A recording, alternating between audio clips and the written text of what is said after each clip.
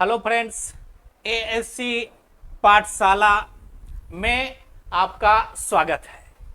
ASC पाठशाला Lakshmi cold storage campus मुसल्लेपुर हाट में है। एएससी पाठशाला ऑनलाइन और ऑफलाइन दोनों मेथड में क्लास को लेकर के आया है। ऑनलाइन बैच भी हम लोग ले रहे हैं और ऑफलाइन बैच भी स्टार्ट है। अब आप देखेंगे कि यहां पे है बीपीएससी 4.0। मैं रिकेश कुमार उर्फ आरके मैथ। बीपीएससी 4.0 में 9th और 10th क्लास के मैथ को लेकर के आपके सामने उपस्थित होंगे। पहले देखेंगे कि उसका सिलेबस क्या है, पढ़ना कहां से है। तो आप देखेंगे कि ये 9th और 10th का जो मैथ है, तो 9th और 10th का मैथ, साथ ही साथ 11th और 12th का मैथ। तो 11th और 12th के मैथ को राम बाबू सर के द्वारा लिया जाएगा। और बीपीएससी 4.0 में जिनका भी मैथ ऑनर्स है, तो जिनका भी मैथ ऑनर्स है उसमें 80 क्वेश्चन उनके मैथ से रहता है, 9th 10th के मैथ से। और प्लस में 8 क्वेश्चन जो कि जनरल स्टडीज जो होता है उसमें से जनरल मैथ्स जो होता है उससे 8 क्वेश्चन है आपका। तो टोटल 88 क्वेश्चन आपको मैथ से पूछा जाता है। इस 88 क्वेश्चन का जो बेस होता है वो आपका 9th और 10th के एनसीईआरटी एंड एससीईआरटी का जो बुक है, जो स्कूल में चलता है बुक, तो एनसीईआरटी और एससीईआरटी का जो बुक है और उसमें जो सिलेबस दिया गया, उसमें जो जो टॉपिक्स है वहां से क्वेश्चन को लिया जाता है। अब डिपेंड करता है कि वो जो लेंदी तरीके से, बच्चे कहते हैं कि लेंदी तरीके से सर क्वेश्चन बन रहा है तो टाइमिंग मैनेजमेंट नहीं होता, तो हम लोग क्या करते हैं कि पहले उसको अच्छे से सीखते हैं और सीखने के बाद उसी क्वेश्चन को देखते हैं कि कैसे आसानी से वो क्वेश्चन जो है कम समय में आसानी से छोटे तरीके से इसको बनाया जा सके। अब आप देखेंगे कि ये जो 80 क्वेश्चन है इसमें से एडवांस मैथ का लगभग 45 क्वेश्चन रहता है, 45 क्वेश्चन। और बाकी का जो क्वेश्चन होता है वो अरिथमेटिक से रहता है, क्वांटिटेटिव एप्टीट्यूड से रहता है। तो अब एडवांस मैथ में ये जो मेंसुरेशन है, अब 3.0 का जो पेपर हुआ है उसमें मेंसुरेशन से रिलेटेड 20 क्वेश्चन है। इस 20 क्वेश्चन में 15 क्वेश्चन जो डायरेक्ट फॉर्मूला पर है, डायरेक्ट फॉर्मूला लगाइए, डाटा डालिए, सॉल्व करिए, आपका आंसर आ गया। और 5 क्वेश्चन परसेंटेज बेस्ड कहने का मतलब कि जैसे कोई रेक्टेंगल है उसके लेंथ को बढ़ा दीजिए, ब्रेथ को बढ़ा दीजिए तो उसके एरिया पर क्या इफेक्ट पड़ेगा। कोई स्फीयर है उसके रेडियस को कम कर दीजिए तो उसके वॉल्यूम पर क्या प्रभाव पड़ेगा। कोई स्क्वायर है, कोई ट्रायंगल है, ट्रायंगल में उसका बेस बढ़ा दीजिए, हाइट को कम कर दीजिए तो उसके एरिया पर क्या प्रभाव पड़ेगा। तो 5 क्वेश्चन जो था आपका यहां से वो परसेंटेज बेस्ड था। ज्योमेट्री से 4 से 5 क्वेश्चन रहता है, कभी 3 क्वेश्चन, कभी 4, कभी 5, कभी 7। अब सिलेबस में है तो ये कोई फिक्स नहीं है कितना ही क्वेश्चन वो पूछेगा आपका 4.0 में। तो हम लोगों का क्या काम है कि बेहतरीन ढंग से उसकी तैयारी करना। इसी तरीके से कोऑर्डिनेट ज्योमेट्री से 4 क्वेश्चन आपका रहेगा।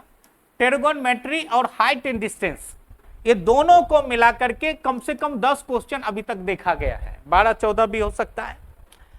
अरिथमेटिक प्रोग्रेशन, इसमें आप लोग को एपी, जीपी और एचपी पर जो है अरिथमेटिक, ज्योमेट्रिक और हार्मोनिक प्रोग्रेशन जो होता है वहां से क्वेश्चन आता है। तो ये अरिथमेटिक प्रोग्रेशन से इस बार 3.0 में 4 क्वेश्चन था उससे रिलेटेड।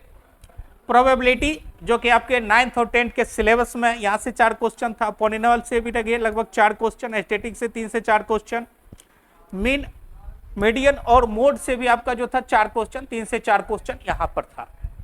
आगे एडवांस मैथ का जो तैयारी है ये होने के बाद क्वाड्रेटिक इक्वेशन से भी यहाँ पर क्वेश्चन आया था। लिखा हुआ नहीं है, तो क्वाड्रेटिक इक्वेशन से भी यहाँ पर देखेंगे आप कि 4 से 5 क्वेश्चन क्वाड्रेटिक इक्वेशन से भी आता है। आगे अरिथमेटिक पर जब हम लोग बात करेंगे तो अरिथमेटिक में नंबर सिस्टम, और नंबर सिस्टम से आप एवरेज मान लीजिए कि 10 क्वेश्चन आना ही आना है। कोई भी एग्जाम होता है, 25 क्वेश्चन का भी यदि कोई एग्जाम होता है तो उसमें जो होता है कि 3-4 क्वेश्चन नंबर सिस्टम से रहता है। क्योंकि नंबर सिस्टम में 2 तरीके के क्वेश्चन होते हैं, एक तो नंबर्स के आधार पर होते हैं, जो नंबर्स के आधार natural number, even number, odd number, square, odd का स्क्वायर, क्यूब, इस तरीके के क्वेश्चन होते हैं। साथ ही साथ लैंग्वेज प्रॉब्लम का भी क्वेश्चन होता है। साथ ही साथ लैंग्वेज प्रॉब्लम में जैसे 2 नंबर्स का सम इतना है, उसका डिफरेंस मल्टीपल इतना है, तो बताइए कि फर्स्ट नंबर और सेकंड नंबर क्या, इस तरीके के क्वेश्चन रहते हैं यहाँ पर। एलसीएम एचसीएफ से आपका 3 क्वेश्चन, 3 से 4 क्वेश्चन, एवरेज से 3 से 4 क्वेश्चन, परसेंटेज और प्रॉफिट लॉस, ये बड़ा चैप्टर हो जाता है, परसेंटेज और प्रॉफिट लॉस। तो परसेंटेज और प्रॉफिट लॉस से आपका कम से कम 10 क्वेश्चन बनता है। आगे रेशियो और एज दोनों को मिला करके average 5 question, time and work और पाइप एंड सिस्टम मिला के 5 question, SICI 5 question, speed and distance से जो है आपका 5 क्वेश्चन, इस तरीके से एवरेज कहीं पर कभी 4 क्वेश्चन, कभी 3 क्वेश्चन, कभी 5 क्वेश्चन, इस तरीके से क्वेश्चन पूछे जाते हैं। 6 to 8 में जनरल मैथ पूछा जाता है। तो जनरल मैथ में जैसे कोई सिलेबस का फिक्स नहीं है, क्वांटिटेटिव एप्टीट्यूड है, इस तरीके से आप उसको करेंगे, जो सारे एग्जाम्स में जिस तरीके के आते हैं उसी तरीके से आते हैं, ठीक है। और 11th और 12th का जो मैथ होगा ये राम बाबू सर के द्वारा क्लास में लिया जाता है, बहुत अच्छे राम बाबू सर के द्वारा लिया जाता है। अब बात होता है कि आगे जो हम लोगों का जो स्ट्रेटजी है, जैसे 4.0 का सिलेबस, बीपीएससी टीचर का सिलेबस और एसएससी बैंकिंग और रेलवे का सिलेबस, दोनों में काफी डिफरेंट है। एसएससी बैंकिंग और रेलवे जो है वो हमेशा जो है ट्रिकी अप्रोच का क्वेश्चन पूछता है। इसमें जो है आपका जो 9th-10th का जो सिलेबस, जो बुक एससीईआरटी और एनसीईआरटी का है, जो स्कूल में चलता है, वो जो है उसी से क्वेश्चन को डायरेक्ट उठाया जाता है वहां पे। जैसे 2.0 में सिमिलर ट्रायंगल से क्वेश्चन था, 7-8 क्वेश्चन वहीं से पूछ दिया था। तो आपको पूरा जो है सिलेबस को, उसको पूरा आपको फॉलो करके बनाना है। उसके बाद उसके छोटे अप्रोच पे, चूंकि कॉम्पिटिटिव एग्जाम है, समय का कम रहता है, कमी रहता है, तो उस तरीके से उसको आप लोगों को क्या करना, सॉल्व करना है। 11th और 12th का जो मैथ है वो राम बाबू सर बीपीएससी 4.0 के लिए जो है सो लेकर के आते हैं। बहुत बेहतरीन ढंग से हमारे यहाँ पर एएससी पाठशाला में जो है सो 11th 12th के मैथ का भी जो बीपीएससी 4.0 के लिए हम लोग तैयार कर रखे हैं। इसके बाद आप देखेंगे कि अभी जो एनटीपीसी रेलवे का जो वैकेंसी है, तो इसमें आपका मैथ रहता है, रीजनिंग रहता है, जीके जीएस रहता है, आपका जीके जीएस रहता है, ठीक है, करंट अफेयर्स रहता है, जीए भी रहता है। तो मैथ मैं रिकेश कुमार आरके मैथ जो है मैथ की तैयारी मैं खुद कराऊंगा। रीजनिंग में, जीके में और जीए में हमारे जो बेस्ट फैकल्टी हैं उन सबों के द्वारा जो है सी पाठशाला में ऑफलाइन बैच स्टार्ट है, ऑनलाइन बैच भी बहुत जल्द स्टार्ट होने वाला है। एसएससी जीडी का भी जो है हम लोगों का जो है स्टार्ट होने वाला है, पूरे कंप्लीट बैच स्टार्ट होने वाला है। तो आप लोग का एससी पाठशाला में यहाँ पर देखिए मैथ, जहाँ तक मैथ के बारे में मेरी मान्यता है कि मैथ सीखा जाता है, मैथ रटा नहीं जाता है, मैथ सीखा जाता है। कोई कहते हैं कि मैथ हम पढ़ाते हैं, मैथ हम पढ़ाते नहीं है, मैथ हम सिखाते हैं, और मैथ आप सीखते हैं, पढ़ते नहीं हैं। इसीलिए मैथ को बेसिकली उठाते हुए जब तक आप उसको सीखेंगे नहीं तब तक कंप्लीट नहीं होगा। आगे जो है 11th 12th में राम बाबू सर एकदम बेसिक कॉन्सेप्ट से लेकर के चलते हैं। और यहाँ पर आप देखेंगे कि ये जो हमारा एससी पाठशाला है ये लक्ष्मी कोल्ड स्टोरेज में है, और इस तरीके से हम लोग जो है आप लोगों के लिए सारे सरकारी कॉम्पिटिटिव एग्जाम्स का जो भी जिसके लिए जितनी जरूरत है उस सबको अलग ढंग से करके आपके लिए लेकर के बैच को आ रहे हैं। और ये वीडियो आप लोगों को अच्छा लगे तो उसको लाइक और सब्सक्राइब जरूर करिएगा, और एससी पाठशाला में आप लोगों का वेलकम है। Thank you.